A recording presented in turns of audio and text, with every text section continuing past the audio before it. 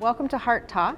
HeartTalk is an opportunity for WorldPoint to showcase industry leaders and influencers who are passionate about and doing work in the resuscitation and CPR training and healthcare field. Why don't you tell us a little bit about who you are and the organization you work for? I'm Chris Schmied. I'm Director of Training, Learning, and Training Development for Ontario Council, or for the province of Ontario, for lack of a better term, for St. John Ambulance. St. John Ambulance is the oldest first aid training organization in the world. We have been in Canada 75 plus years, and we're an industry leader in first aid training as well as health and safety training. We train the Canadian military, Department of National Defence, which encompasses Army, Navy, and Air Force. How did you get involved with St. John Ambulance and CPR first aid training? I worked for a healthcare company, a global healthcare company, and was manager of learning there. And what ended up happening was they needed somebody to teach first aid to our nurses and our medical staff. So they asked me, could you become a first aid instructor? And of course I was interested and did, and this is going back now over 20 years, did that, and really got to know St. John Ambulance as an organization and kept up with it. Volunteered some time in between. This job opened up and St. John offered it to me, and I was really excited for the opportunity and love what I do. So speaking of loving what you do, that's one thing that I feel like the people that we interview have in common, right? There's this like commitment and passion for making a difference and saving lives and improving outcomes. Can you talk a little bit about the opportunities that you've had in your training organization to make a difference? Well, you use the word passion. When I interview people instructors to come on, I look for the passion. I can teach them how to teach.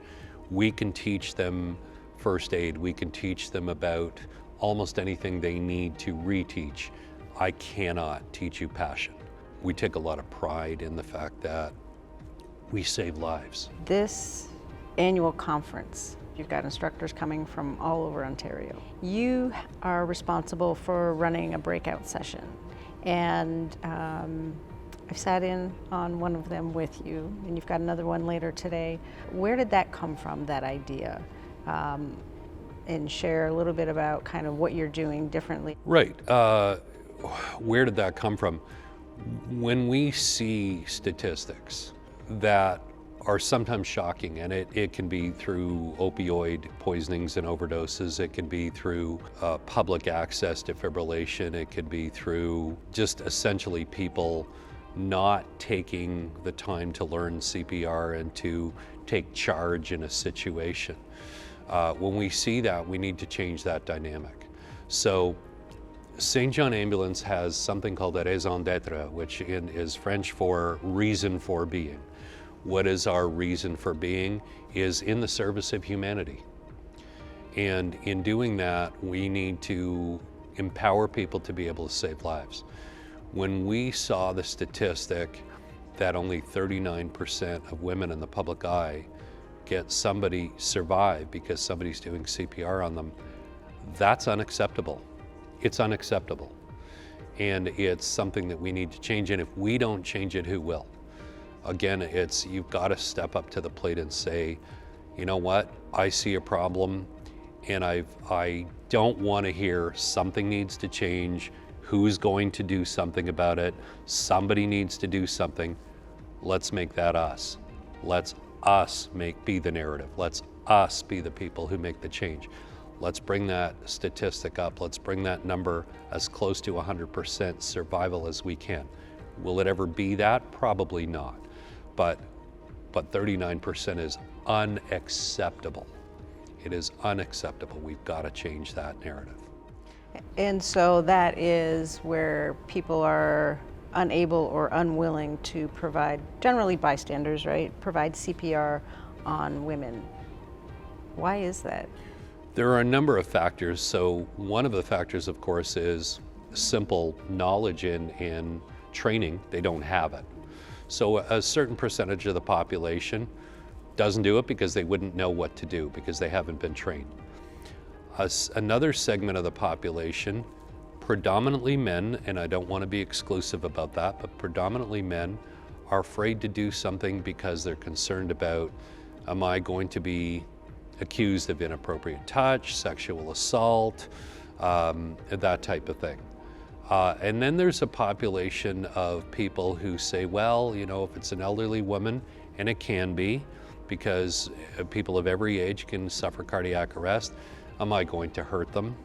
And my answer is always the same. Yes, you might break ribs. Ribs heal. We can heal ribs. We can't fix dead. We can fix ribs. And then there's the outlying belief that women simply don't suffer cardiac arrest.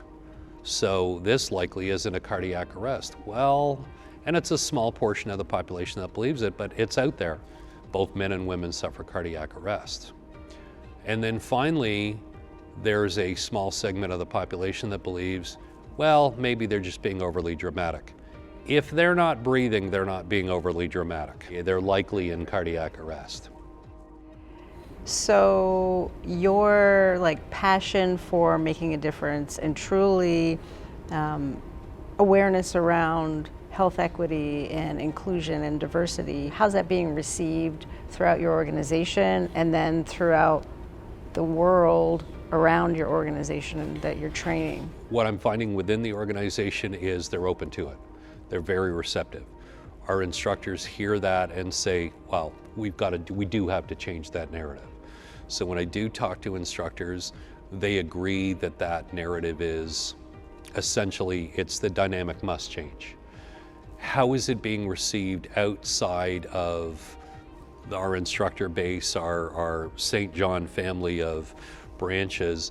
That remains to be seen because we haven't truly launched this campaign. I want to see results happen. I would like to, in 3 to 5 years, hear the next statistic and be flabbergasted with the number being considerably higher in survival rates. One of the things around CPR is, how do we get to the next generation, right? How do we make CPR important to the next generation? And so I did notice that you have some cadet programs and some youth programs. Can you talk a little bit about what St. John Ambulance is doing to very intentionally make CPR important to this younger next generation?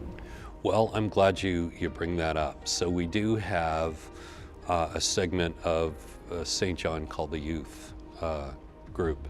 They become interested in it. They go to some of our volunteer events. And they learn from some of the senior people.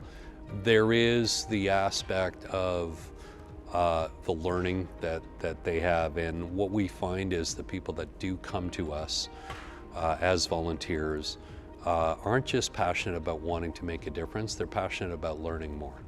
They want to learn to save lives, they want to learn to make a difference. And of course, when they do save a life, it feels good.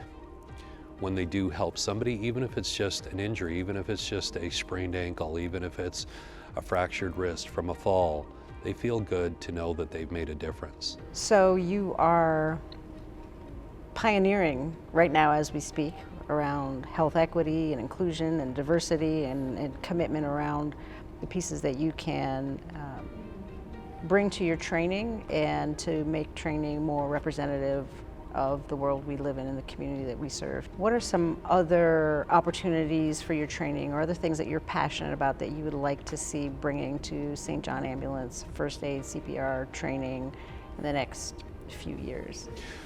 The days of every mannequin looking exactly the same need to go in CPR. There was a time when I first got into this business where you would line up 20 mannequins along a wall for a class of 20 people, and they're clones of each other.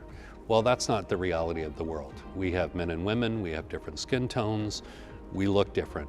And that's the beautiful part of the world, is that we don't all look exactly alike, and we're different in so many different ways. People should be able to come into a classroom and say, hey, I'm represented here. And not just that, but I'm going to get a mannequin who doesn't necessarily look exactly like me. Well, at the end of the day, when somebody drops in front of you in a parking lot or in a mall or at a restaurant, they aren't necessarily going to look like you. They're not necessarily going to be your clone. They may be of a different sex. They may have a different skin tone. So why shouldn't your mannequin reflect that?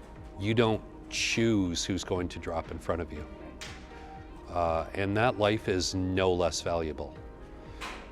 I talked about it yesterday, how, again, with the statistic of women not surviving CPR, well, their lives are no less valuable. They're our mothers, our sisters, our aunts, our partners, our friends, our neighbors. They're no less valuable. So why are we not showing that in a classroom? Through your training, be able to increase bystander CPR and improve outcomes for everybody. And it's an education thing. We've got to get our instructors to get people to think differently and to put away their fears. Put away their fears of fracturing ribs of elderly or petite people, to not worry about the female anatomy when it comes to doing CPR or defibrillation. And that, again, it's a life. And if you have taken CPR, you've taken CPR to save a life. What does it matter whether that life is male or female or what color the skin is? It doesn't. Agreed. And shouldn't. So you were doing some incredible work in your role and with this organization. I have to believe that sometimes it's a challenge. What's hard about what you do? I think one of the toughest things that I run into isn't with changing an instructor's mindset in training. It's changing the mindset of the public. It's taking that fear of, I'm going to potentially be accused of sexual assault, I'm going to be potentially accused of inappropriate touching, and I don't want that. We need to change that mindset. There's work to be done there, but we're ready to do it. Excellent. So my last question for you, and I'm always curious about that. At the end of the day, why do you do what you do? What brings you to your role every day? What brings you life in what you do every day? I want to make a difference. I want to make that difference in many, many lives. And it's almost the beauty of what I do is I will never truly know how many lives I've affected in saving lives, but I know I have. I've had people come to me and say, because of something one of your instructors taught me, I saved my father's life, my brother's life, my boss's life, a friend's life, my son's life. I've been able to do that because of something I learned at St. John Ambulance. I hear that, either reading it in an email or hear it over the phone, and I'm walking on sunshine for the rest of the day because I know I've made a difference. I want to continue to do that. I never get tired of it. Don't think I ever will. And I very much appreciate that. It gets me out of bed every morning. It drives me. It keeps that fire inside of me to be able to do that. So will I change the world? Probably not. Will I change some people's world? Yes, I will. And I'm not going to stop. Absolutely. That's wonderful. I love your heart and your passion and the incredible privilege that you get to bring life to people. So thank you for your service. I feel privileged. I do. Thank you. I feel that in you. So thank you. Appreciate your heart and thank you for your time today, Chris. My pleasure. Thanks for having me.